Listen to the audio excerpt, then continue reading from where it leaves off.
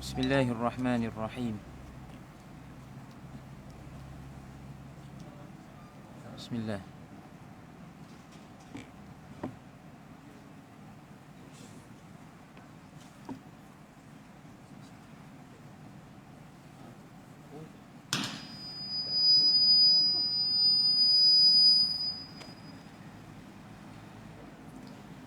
Bismillahirrahmanirrahim. Assalamualaikum warahmatullahi wabarakatuh.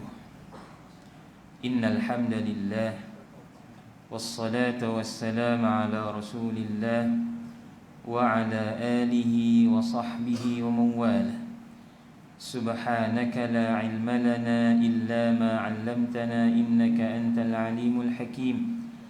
ولا حول ولا قوة إلا بالله العلي العظيم أما بعد.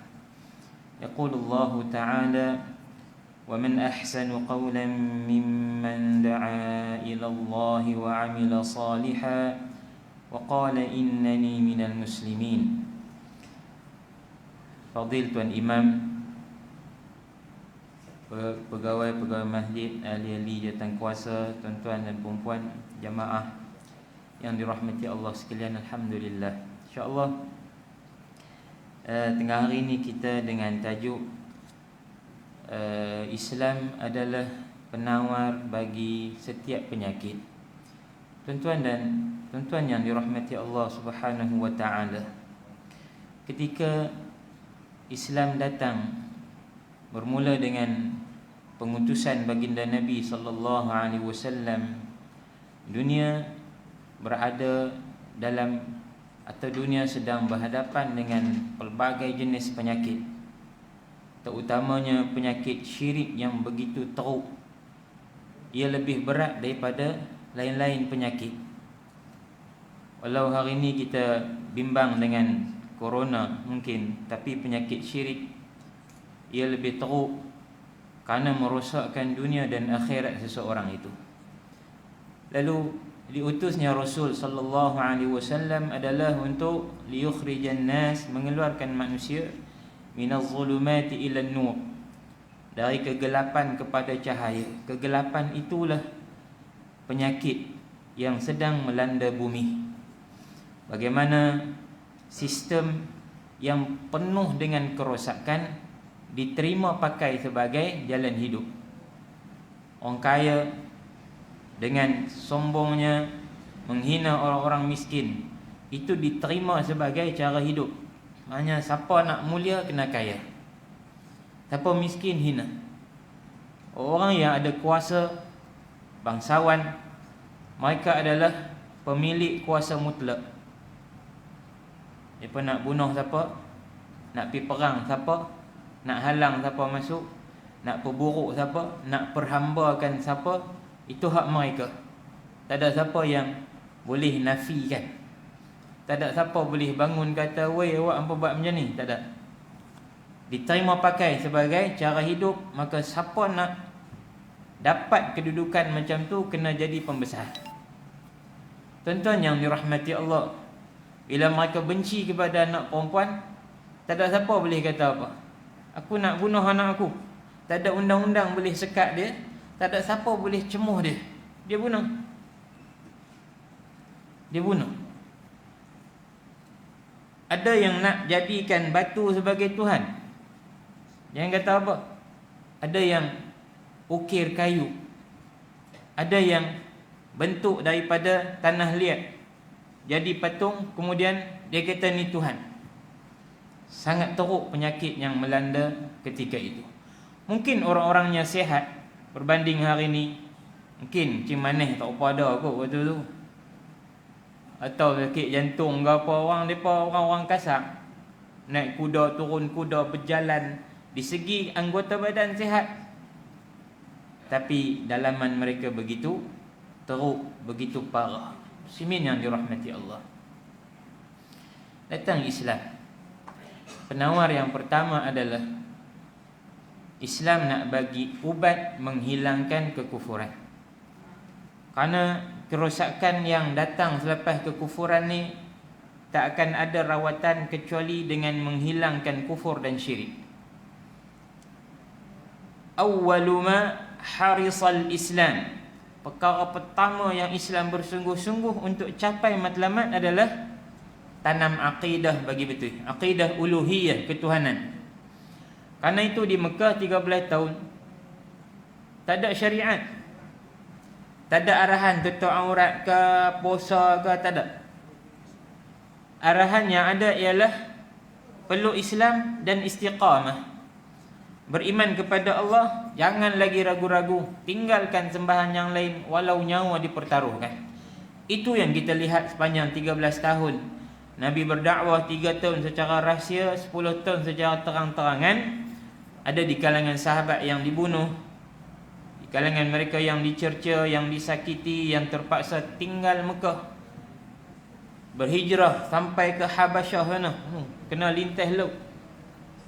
Hingga akhirnya Allah memberi arahan untuk semua termasuk Nabi SAW berhijrah ke kota Madinah. Tuan-tuan yang dirahmati Allah, lihatlah apabila iman menjadi penawar kepada kekufuran, orang yang beriman ni lepas itu Allah suruh apa pun dia buat. Hak tu yang kita masing-masing dalam pelbagai peringkat kita, pelbagai latar belakang dan bidang kita, kena ajak manusia sama ada mereka telah Islam atau belum Islam kepada iman.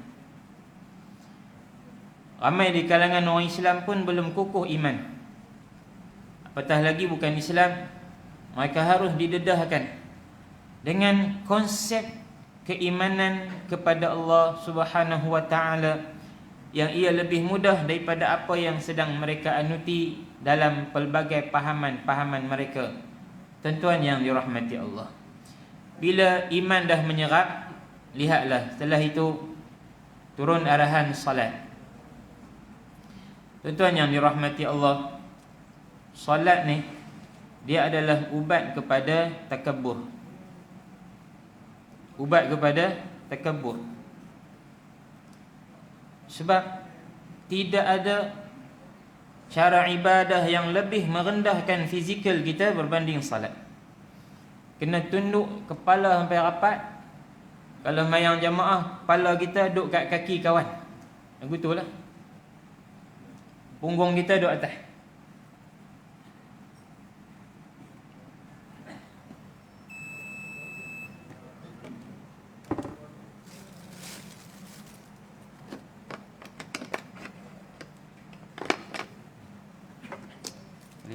Pen lah.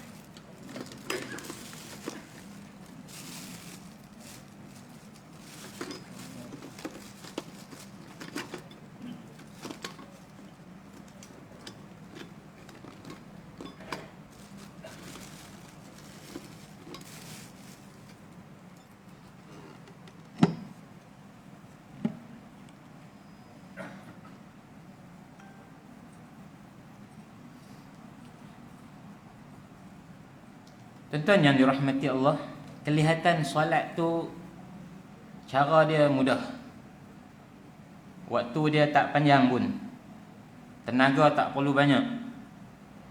Tapi berapa ramai terkandas kerana ada sifat takabur dalam diri dia.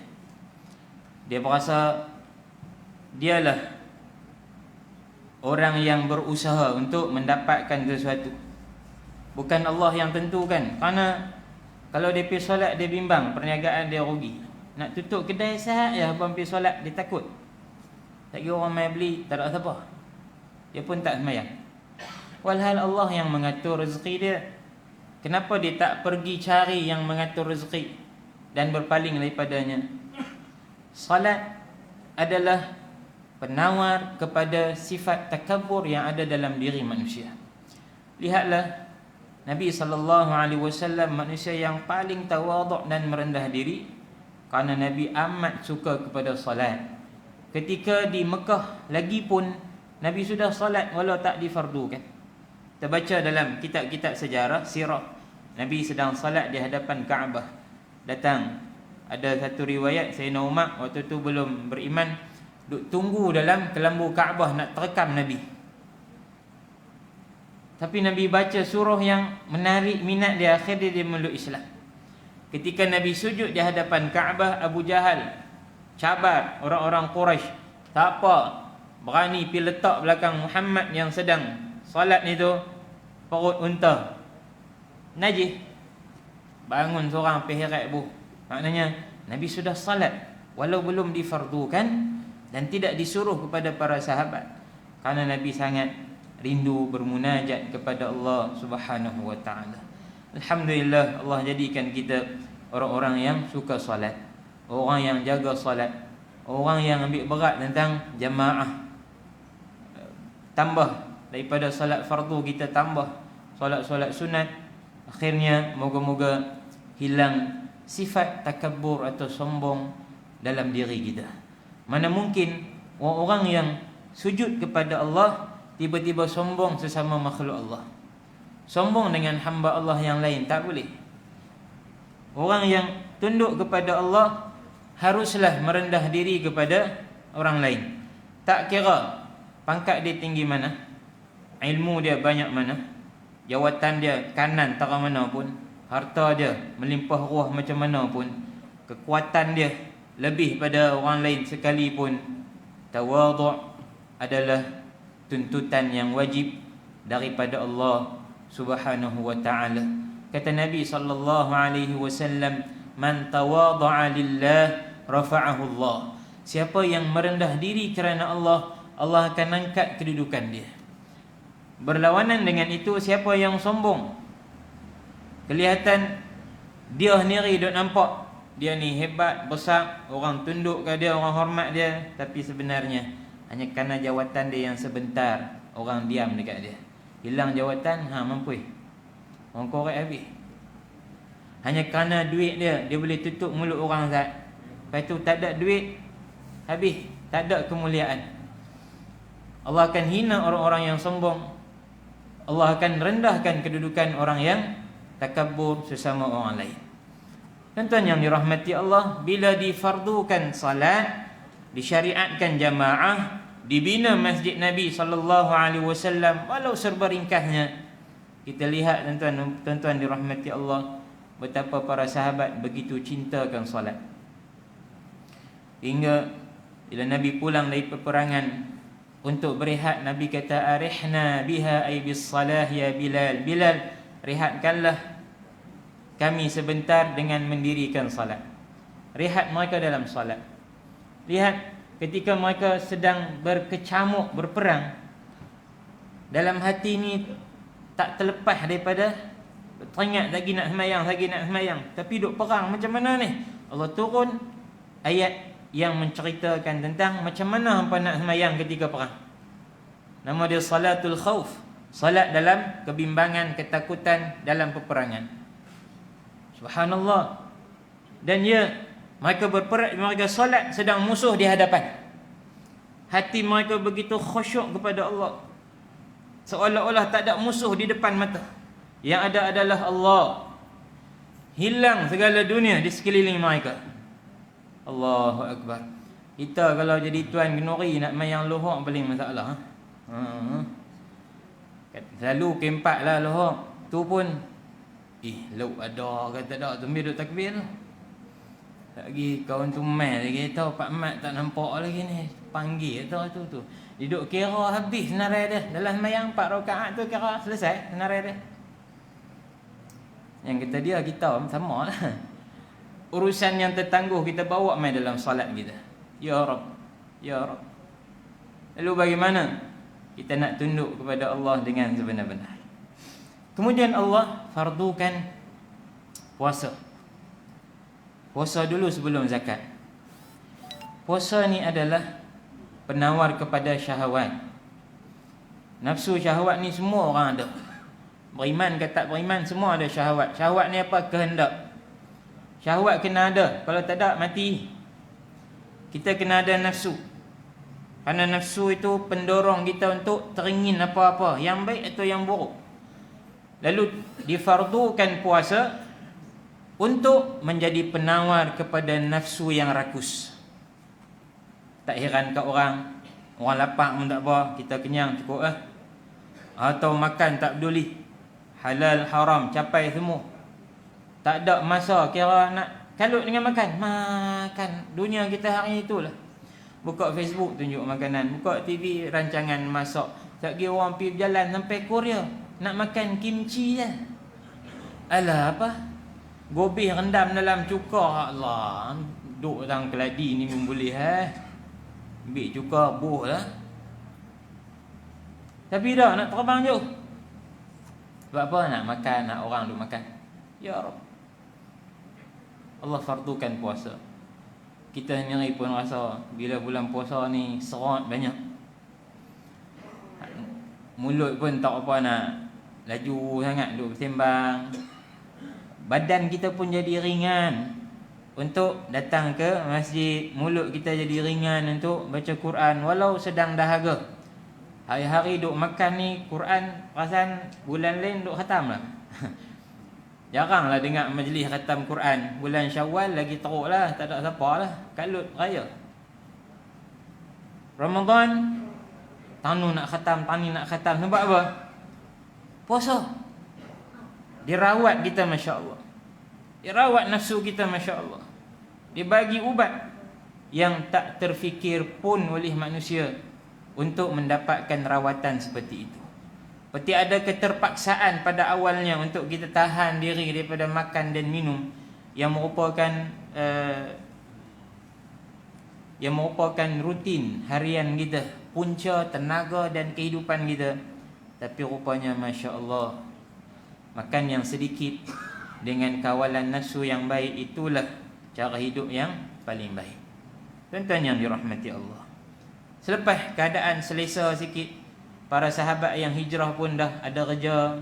Ada yang mula berniaga balik, ada yang mula bercucuk tanam selepas ada tanah. Maka Allah turunkan kefarduan berzakat. Zakat adalah penawar kepada kebakhilan. Zakat tak diwajibkan ke atas semua, kecuali orang yang memiliki sahaja. Cukup nisab, yakni pada kadar tertentu harta dia, emas ke perak ke zaman tu, atau hari ni duit, ada tanam-tanaman, ada ternakan, cukup kadar tertentu, pusing 1 tahun, wajib buat keluar. Supaya apa? Orang yang kedekut diberi penawar. Ya, mungkin pada awalnya keterpaksaan, tapi itu mendidik dia, mengajar dia untuk berkongsi apa yang Allah beri kepada dia. Masya Allah, tuan-tuan dirahmati Allah. Ditambah lebih daripada zakat ialah sedekah. Sedekah ni mengajar kita ihsan. Ihsan ni apa? Buat sesuatu yang tak wajib. Sembah Allah seolah kamu lihat. Itu bukan satu benda yang wajib, tapi boleh sampai maqam itu, ia adalah yang terbaik. Nah, maka sedekah adalah ihsan. Diajak kita buat lebih daripada yang wajib. Jangan kamu hanya terpaksa dalam beribadah. Sebab itu perkara sunat lebih banyak, tuan-tuan dirahmati Allah, daripada perkara wajib. Mayang fardu ada berapa? 5 ya. Mayang sunat, qabliyah, ba'diyah saja pun banyak dah. Rawatib, sebelum dan selepas mayang. Lagi kita ada duha, kita ada solat hajat, kita ada solat witir, kita ada solat tarawih dan sebagainya. Kenapa banyak solat-solat sunat? Ini nak bagi kat kita keluasan untuk kita bersaing tanpa keterpaksaan. Tak ada siapa paksa kita semayang duha. Tak semayang tak berdosa. Tapi bila semayang, hebat, ganjaran dia besar, Masya Allah. Semayang witir, tak semayang tak apa, tapi satu rakaat itu ganjaran dia cukup besar. Sunat 2 rakaat sebelum subuh, apa kata Nabi? Khairun minad dunya wa ma fiha, lebih baik daripada dunia dan isinya. Ada orang kalut nak keluar cari dunia, yang hari itu dia balik RM80 saja, dan dia tinggal solat sunat 2 rakaat, dia hanya dapat RM80. 5 minit tak habis. Kalau kita mula hari kita, siang kita dengan solat sunat fajar 2 rakaat, solat sunat subuh, kita dah dapat seisi dunia dan segala kebaikan yang ada di dalamnya. Ya Rabb, tuan-tuan yang dirahmati Allah. Lalu bila difardukan zakat. Para sahabat yang dahulunya sebelum Islam, mereka melihat apa yang kami dapat ini hasil usaha kami, titik peluh kami, kami yang kena berhak makan, kami yang milik kami semata-mata. Dah mula berkongsi dengan orang. Lebih daripada zakat mereka buat. Ketika Nabi menyeru mengeluarkan belanja untuk berperang, wajahidu fi sabilillahi bi amwalikum wajahidu bi amwalikum wa anfusikum fi sabilillah, berjihadlah dengan harta kamu dan diri kamu di jalan Allah. Pakat awak keluar sampai dalam satu peperangan, Sayyidina Abu Bakar umai perhabis harta dia, Sayyidina Umar umai separuh, Sayyidina Osman mai letak atas riba Nabi 1000 dinar, dan dibawa bersamanya 70 ekor unta yang lengkap dengan pelana, maknanya naik duduk jalan. Ekor unta pun mahal, kelengkapan dia lagi.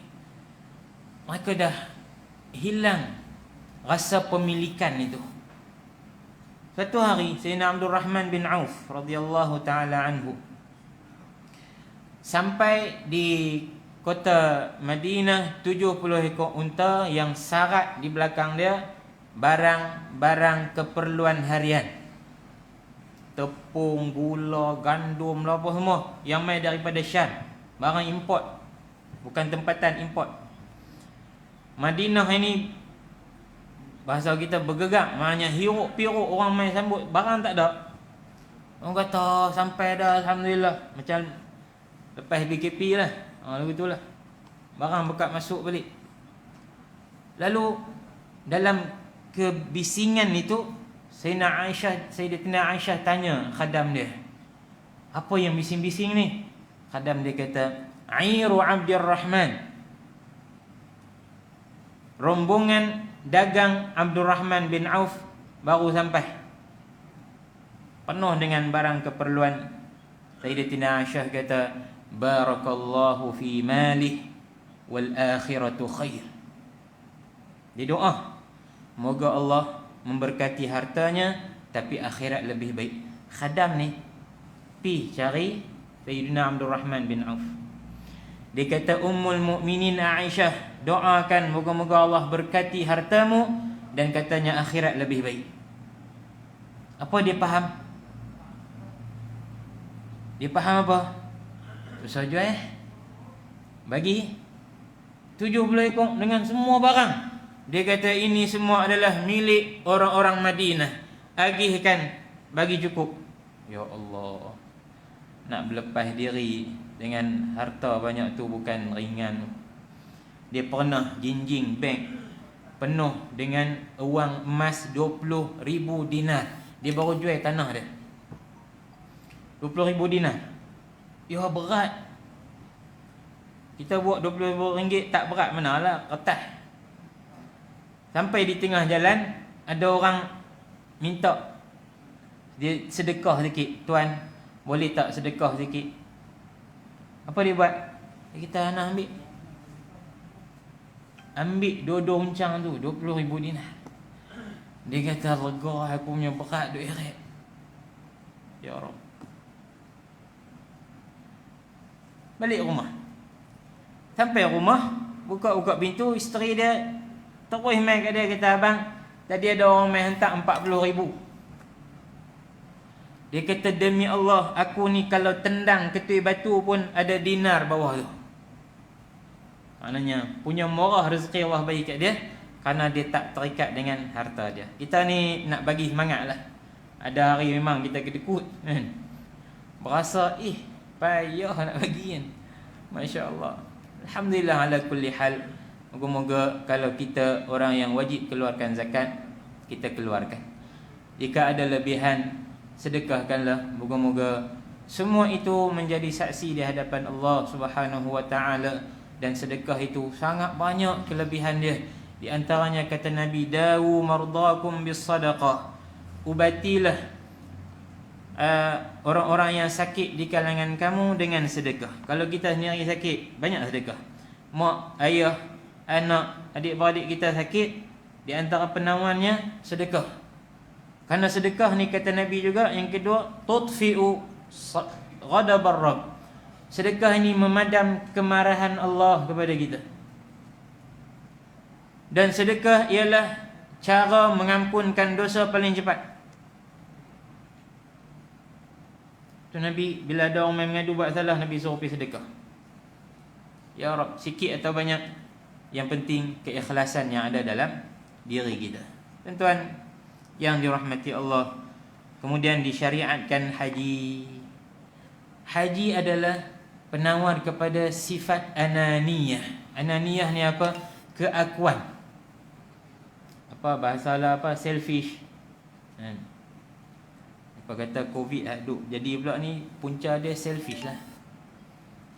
Pakat duk gila kuasa, nyakit meribak habis.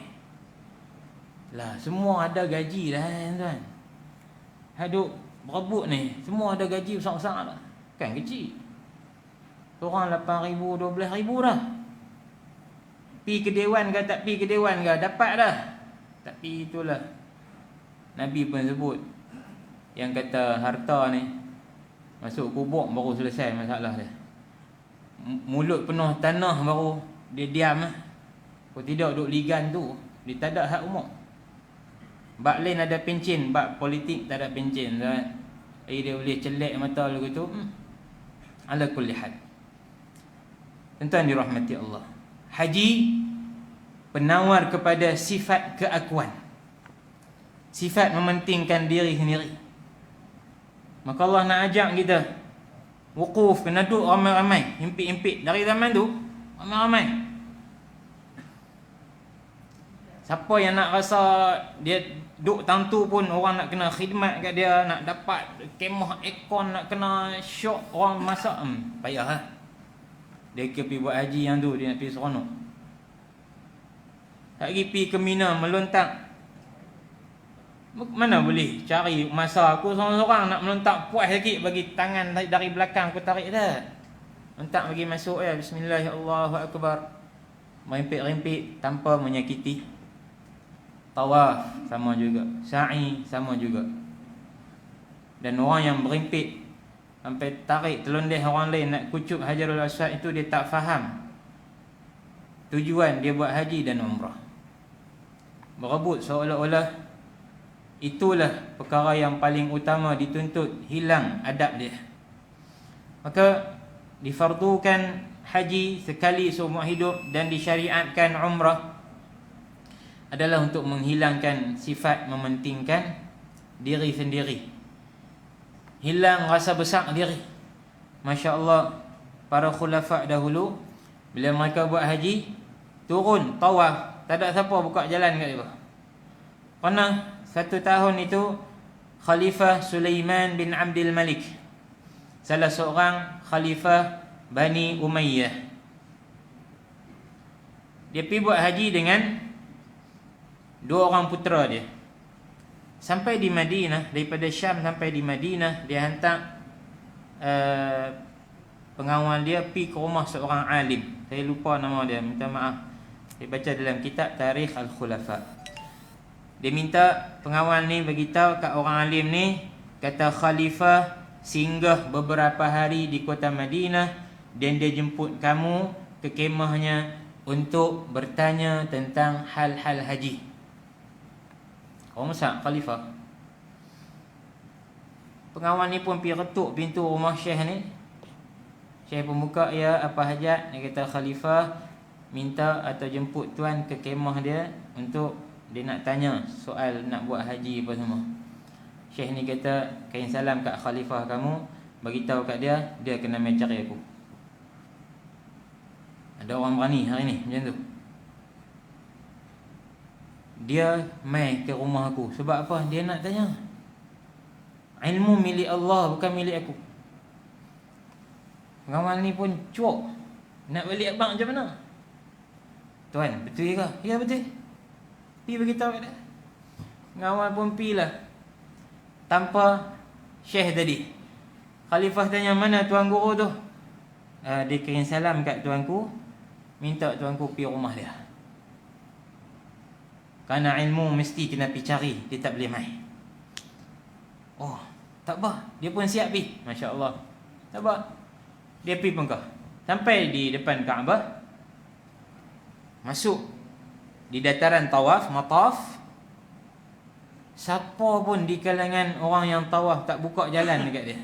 Sedang dia adalah khalifah, bersamanya 2 putera mahkota dia. Segak, tampan, kemah. Kata anak ni duk bisik kat pak dia, "Pak, dia pun tak buka jalan, tak peduli kat kita." Dia kata, "Hadza maqamul a'izi billah." Ini adalah tempat orang-orang minta berlindung dengan Allah, bukan tempat untuk takut dengan manusia.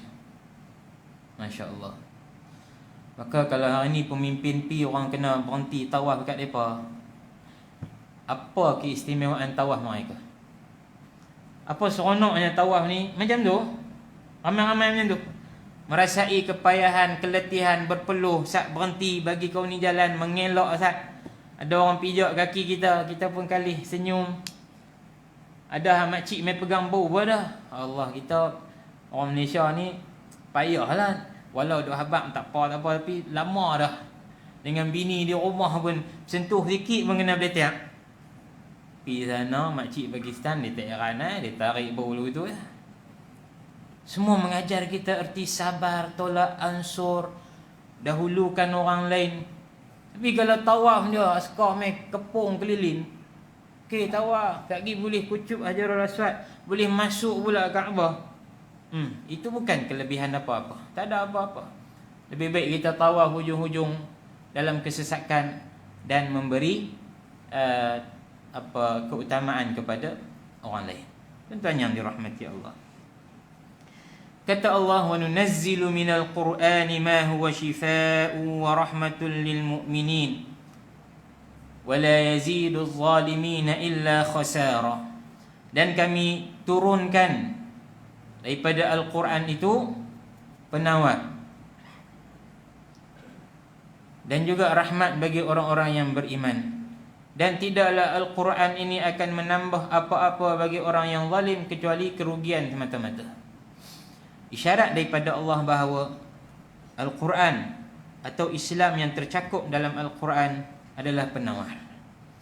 Tuan-tuan yang dirahmati Allah, salah faham besar di kalangan kita hanya melihat Al-Quran dibaca untuk menyembuhkan penyakit zahir semata-mata. Walau warid, walau sunnah, memang sahabat pun baca Fatihah pada orang yang sakit lalu Allah sembuhkan, ya.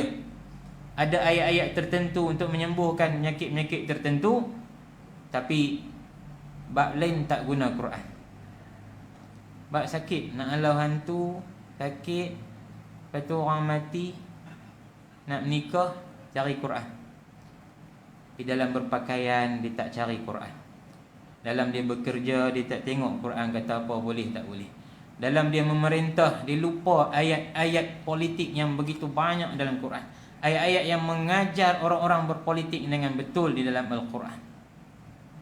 Surah Al-Fatah dan sebagainya. Ini surah-surah yang mengajar tentang kepimpinan. Hilang. Bila nak pergi Mekah, cari Quran. Lagi anak nak periksa, baca Quran, buh pen di depan. Lagi dah, Al-Quran bukan turun untuk memenuhi nafsu dan keinginan kita. Quran turun untuk kita penuhi apa yang Allah nak daripada Al-Quran. Maka amat malang jika Al-Quran diturunkan hanya kerana hajat seseorang di kalangan hamba Allah. Itu faham yang tak betul. Maka syifa, penawar yang Allah sebut dalam Quran ni, apa makna dia? Syifa lis-sudur pertamanya. Dia adalah penawar bagi hati kita. InsyaAllah tuan-tuan dirahmati Allah, janji daripada Allah dan Rasulnya bahawa Al-Quran yang ada dalam diri seseorang itu akan menjaga dia daripada terlibat dengan dosa-dosa besar. Bahkan kalau terlibat dengan dosa, dia berasa dia berdosa. Itu penting. Kerana buat dosa tak rasa apa, ini penyakit yang cukup teruk. Ubatnya hanyalah kematian. Itu kata Nabi SAW, al-mu'min man sarrathu hasanatuh wa sa'athu sayyi'atuh. Orang yang beriman ialah orang yang bila dia buat baik, dia seronok dengan kebaikannya. Maknanya kebaikannya menyebabkan dia seronok. dan kejahatannya menyebabkan dia takut dan bimbang. Ni beriman.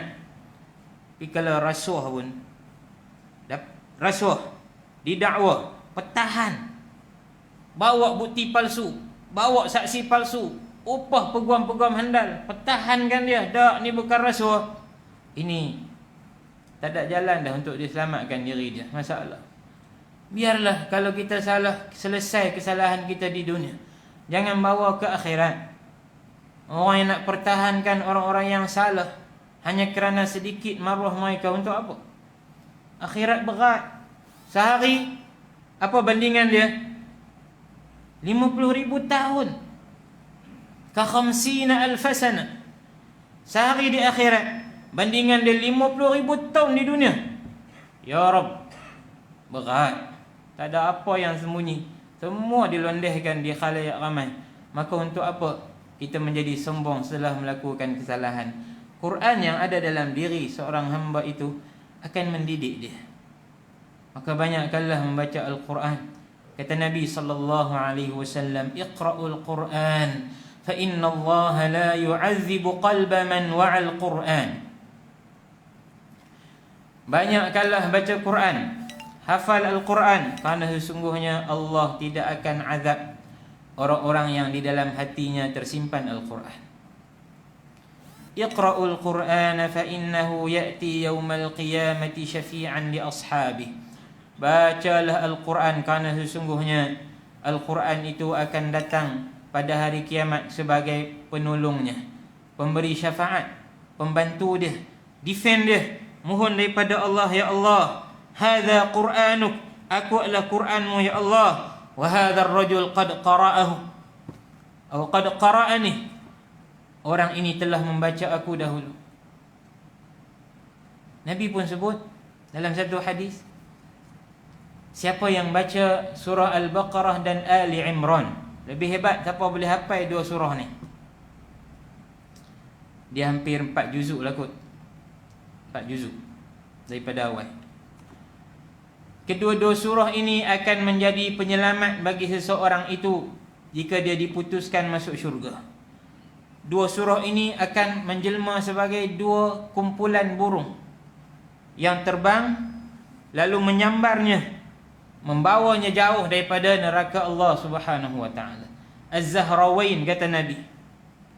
Ya Rabb, saya yakin tuan-tuan pernah baca surah Baqarah dan Ali Imran. Kalau ada usaha boleh hafal lagi cantik. Tapi kena baca seumur hidup, bagi lalu sekali paling kurang lah, tu paling lekeh lah. Kan? Cendol pun makan banyak kali. Kan? Tambah sedap pula, duk teringat kan? Orang Johor main Pening, kenal laksa Pening. Lepas tu nak main pula pasal laksa lah. Oh, hak pi Johor lah gitu kak. Oh, sedap laksa Johor. Punya teruk nak sampai Johor. Takkan baca Quran nak sekali ya, pusilah banyak kali sikit surah Baqarah dan Ali Imran insya-Allah. Tuan-tuan yang dirahmati Allah, terusnya yang terakhir, bagaimana Islam itu nak menjadi penawar kepada kita, kena lihat tuan, siapakah tuan sebenar kepada agama.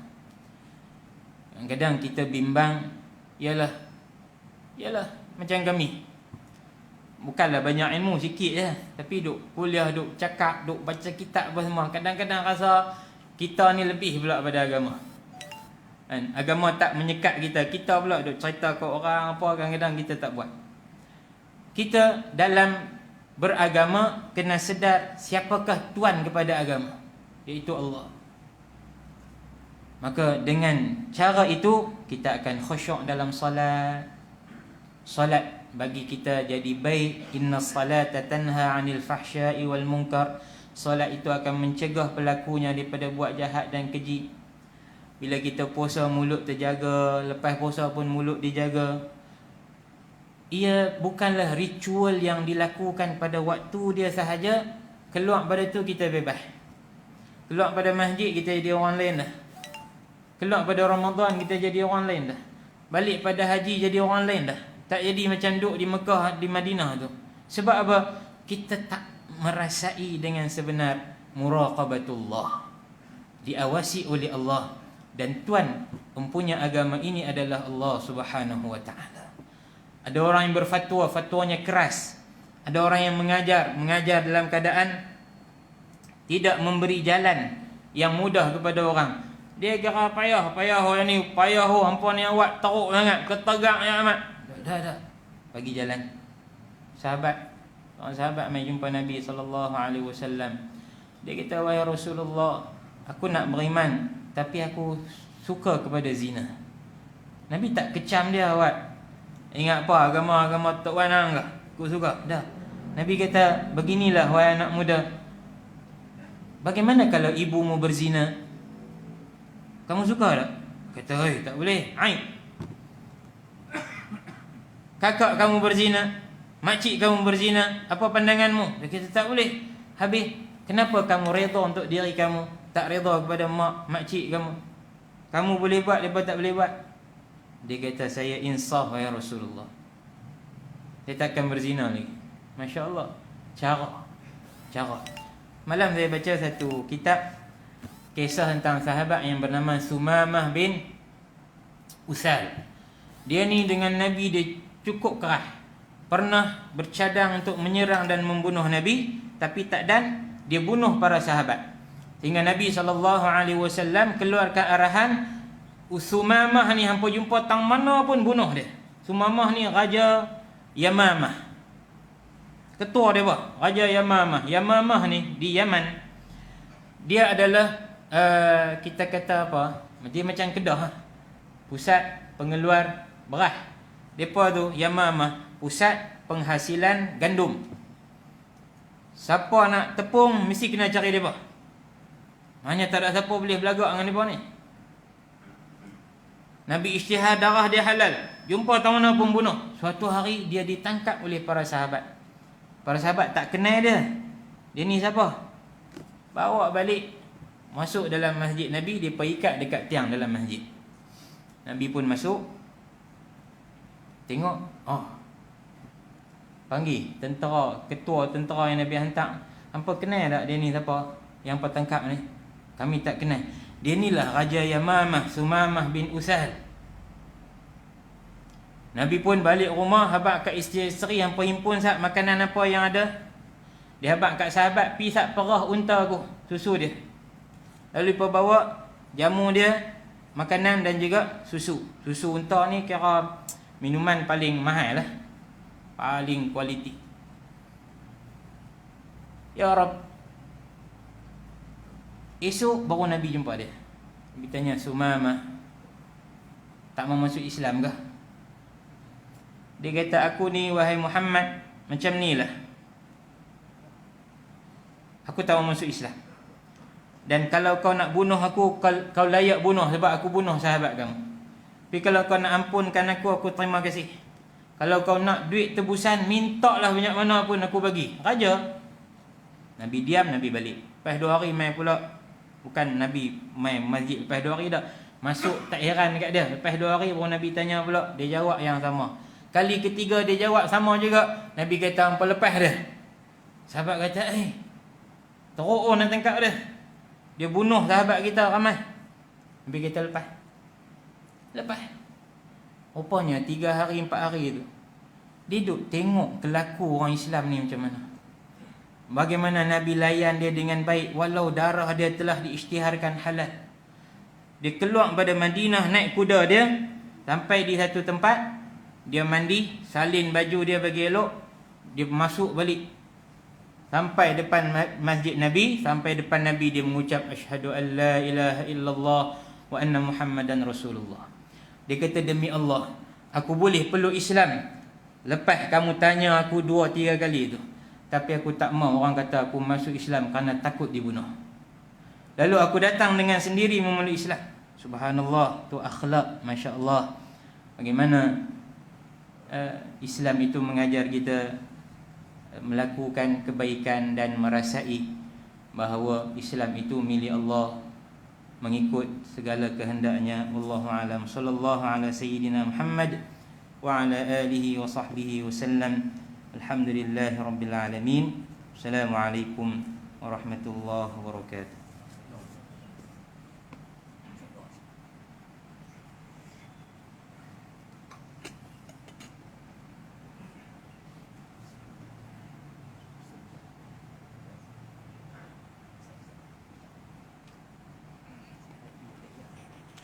wanita, wanita. Isak lang. Lupa untuk isak.